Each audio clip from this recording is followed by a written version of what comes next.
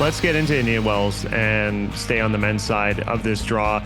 Obviously, I think the biggest factor here is no Jannik Sinner. And with that ban and him sitting for 3 months, he would be the prohibitive favorite, particularly at any hard court event. Things get, I think, opened up a little bit more with him out. And Alexander Zverev does occupy the top spot as the number 1 seed. Carlos Alcaraz, number 2. Zverev, to me, is not the favorite to win this tournament. Alcaraz maybe a slight favorite, but he's in a very tough section of the bottom half of the draw where Novak Djokovic is lurking as well as the number 6 seed. Unusual to see a 6 next to Novak's name. Oh, yeah, I just think it was unusual seeing a 7 next to his name at the Aussie Open to start the year as well, right? I mean, we spoke about that last year. If the guy doesn't play more or have the big results, I mean, better get used to it, right? That 7 could quickly turn into a 17 if things don't start clicking for him. Seeing the 1 next to Zverev is quite odd. I don't put him even in my top 5 contenders for this tournament, to be perfectly honest with you. I do like Alcaraz despite the tough draw because, well, let's be honest, he's the 2-time defending champion at this event, so he's had great results here. Both of those came against Daniil Medvedev, who finds himself in the top half. I don't think either of us put Medvedev necessarily in the upper brackets either of contenders here, given how he's played this year. But Sinner, sure, we would have put him as perhaps our favorite, but he's never won the event here before. That's true. Whereas Alcaraz, certainly you're going to have that comfort level and that confidence of being back at a place where you've consistently played well. Hoping for Felix and Dennis to have a good run. And when I look at the draw for Felix, I mean, he could get Jack Draper in the 3rd round, or he could get young Brazilian Fonseca as well, who's there as a wild card and been playing terrific. I mean, that would be a fun one to watch too. So he doesn't have an easy draw by any stretch, but when you get to these Masters 1000s, I mean, let's be honest, nobody's got an easy draw. It's tough no matter where you look. Yeah, it's very difficult right off the hop. I like Felix in his first match, but as you mentioned, Jack Draper, he and Felix had that kind of match of fireworks in Washington, or rather Cincinnati last year. The double bounce, wasn't it? The double bounce, or where it clipped off Draper's racket into the court. Missed call by the umpire, and Draper, that was on match point. Draper got the win there. Maybe he was going to win anyway, but that was a tough 3-setter that went the way of the Brit, and I would love to see Draper against Fonseca in a 2nd round match. That would be, I think, electric. We know the firepower Fonseca has, but obviously he's still kind of ironing things out and figuring out his career. Denis Shapovalov, I mean, this is a tough corner of the draw for sure. 27th seed. He'll get a qualifier in his first match. He gets the 1st round bye. And then, I mean, he's going to be, if he gets through there, which I think he will, he'll get a mega challenge against Carlos Alcaraz. He's played Alcaraz before, and I recall Alcaraz just completely hitting him off the court at the French Open a couple of years ago. I will say Dennis is a better player now. He's better served to do well on a fast hard court. Indian Wells has apparently changed the surface, so it's not as slow as it normally is, which could favor him. That bodes well for a player like him, for sure. 100%. But this is, I mean, it's kind of the ultimate litmus test to face the 2-time defending champion and someone who has 4 Grand Slams already in Carlitos, right? True. And you know what? Even if he faces Carlos and goes out in round 3, look, ranking points and prize money from a 3rd round at a Masters 1000 is still, nothing to laugh at. And you've got Miami coming up shortly thereafter. So you got that immediate opportunity to hopefully get a bit of a better draw maybe and get right back to business. There's one other match that I've got circled, a potential 2nd round match, and that's Novak Djokovic could open after his bye against protected ranking Nick Kyrgios. I mean, who knows with Kyrgios? Is he going to play this? Is he not? I mean, you never know what's going on with him, but that would be an electric match to kickstart the tournament for him. I mean, that would highly motivate Nick Kyrgios. He always says he gets up for these huge matches. I'm just not convinced he gets past that first match, to be honest. And apparently he's drawn lucky loser Bodik van de Zandschulp, who's a pretty good player. So we'll see if Nick, who lost 1st round in Australia, can get up and find a way to win a match and face Novak again. He does have a 2-1 head-to-head record against Djokovic, so that would be interesting. And just not enough reps, though, eh? Just not enough reps. Well, exactly. At this point, like, come on, let's be realistic, exactly. I guess, eh? Yeah, I will say I'm going to watch a couple of the Americans too. We've seen in the past, obviously, Taylor Fritz has won this event a few years ago and beating Rafa in the final at Indian Wells. Ben Shelton seeded 11th. He's kind of been hit or miss. And then, yeah, guys like Tsitsipas and Andrei Rublev, it feels like a great opportunity for that kind of middle generation crop of players who had been struggling. Sinner is on the shelf.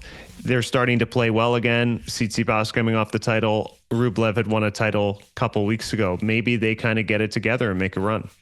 And they call it the fifth slam for a reason, right? I mean, this to me, as I was prepping for our episode, I kind of felt like I was prepping my sheet here for a major. And partly it's the timing as well. You know, it's been, a couple of months almost since the Aussie Open. Yes, we've had some, interesting results. Dubai is a tournament that is pretty substantial as well, but this is next level. And the fact that it's really 4 weeks almost of top level hard court tennis between this and Miami is terrific.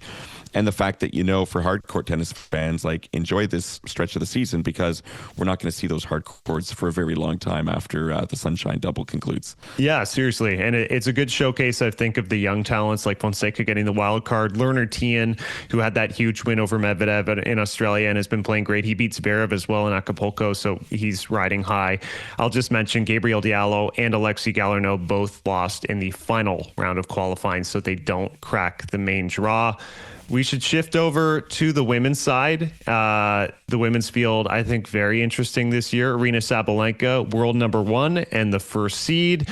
It is Iga Swiatek as the number 2 on the bottom half of the draw. Madison Keys set to play her first tournament since the Australian Open. And I think right now we're going in with a few players kind of limping into, not that they're injured, but in terms of form.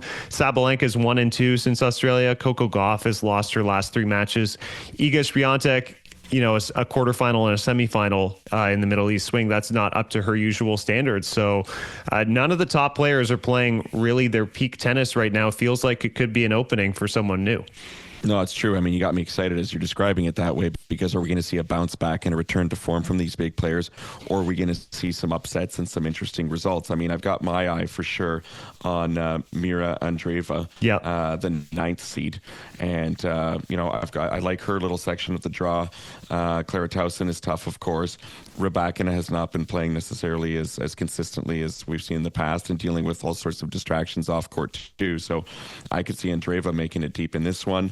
It'd be great to see her and Swiatek go head to head again. I mean, Iga's the defending champion. She also won here in 2022, so clearly a place that she feels comfortable. Sabalenka and Gauff, I mean, these courts are tailored to them as well, and Gauff, to have the home crowd support, the American support behind her as well, that's got to give her an extra boost. But there's some interesting little brackets in there. I mean, you've got Anisimova, who we've talked about a lot since last summer when she made the finals here in Toronto. She's in a little section with Diana Schneider, who's a terrific player who's been so consistent over the last year. You got Gauff in that section as well. Belinda and then Madison Bencic. Keys. Yep. And then Madison Keys, who you mentioned earlier. And look, to me, Madison Keys, I'm still so thrilled for her and what she was able to accomplish in getting that first major. To me, it doesn't matter what she does next. I mean, I'd love to see her keep it going and consolidate and keep swinging freely. But even if she just has that one slam and isn't able to sort of get back to that level, nobody can ever take that away from her. And that's hers forever.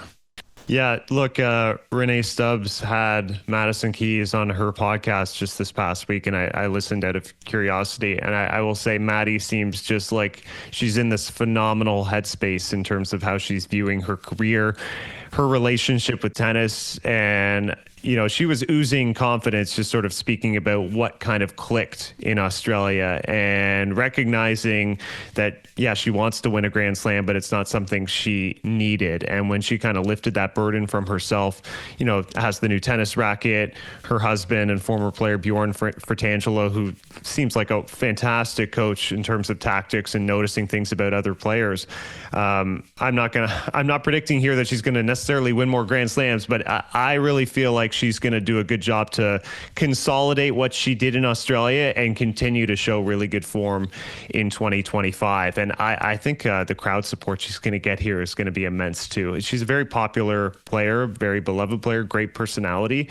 And to be coming off a slam for your first event in the United States, like, perfect move for her to take some time off, and she's going to be refreshed and ready to go. Yeah, I mean, if I'm an American tennis fan, I'm thrilled with, the number of players you've got at the top echelon of the game on the women's side in particular. I mean, if we talk about the Canadians for right now, we're going to have Gabby Dabrowski in doubles, of course, with Aaron Routliffe. Always a threat to win a title, no matter the level of tournament we're talking about. Leilani Fernandez, seeded 27th here. A first round bye, and then gets either Jacqueline Christian or Veronika Kudermetova. Paulini lurking as a potential third round match, which is going to be extremely tough. But beyond that, I kind of like, her section of the draw if she can get past that third round stage. I think she has a great draw. As you said, like Paulini, the career year in 2024 and how incredibly well she played. I mean, the 2 Grand Slam finals and a big WTA 1000, I think, in the Middle East as well. She hasn't really been backing up those results in 2025. I'm not saying she's been playing poorly, but she hasn't really been playing top 10 tennis in particular. So if Leylah, I think we'll see how she adjusts to the surface. I like her on a fast outdoor hard court if she has her timing down. And I think this is a great section of the draw. As you mentioned, if she gets past Paulini, there's Kasatkina or Samsonova, Tomljanovic in that corner. There's, there are a lot of danger spots you could have landed. She feels like she landed in one of the safer quarters of this field. So I think there's a lot of opportunity for Leylah to make some noise here.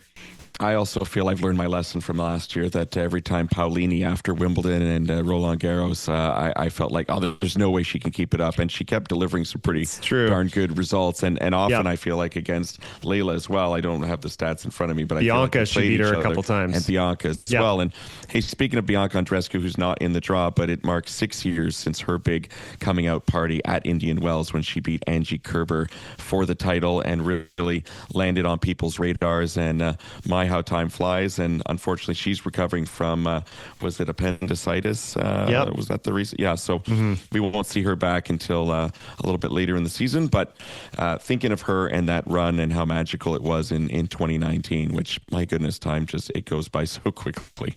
I can't believe it's been 6 years. That's crazy to think of. You mentioned Mira Andreeva, a couple other names I'll have my eye on. I love watching Karolina Muchova play. I think Jessica Pegula, last year's US Open finalist, she hasn't reached her full potential yet for 2025 in terms of how great she can play. So we'll see if she picks it up here. She's the 4th seed.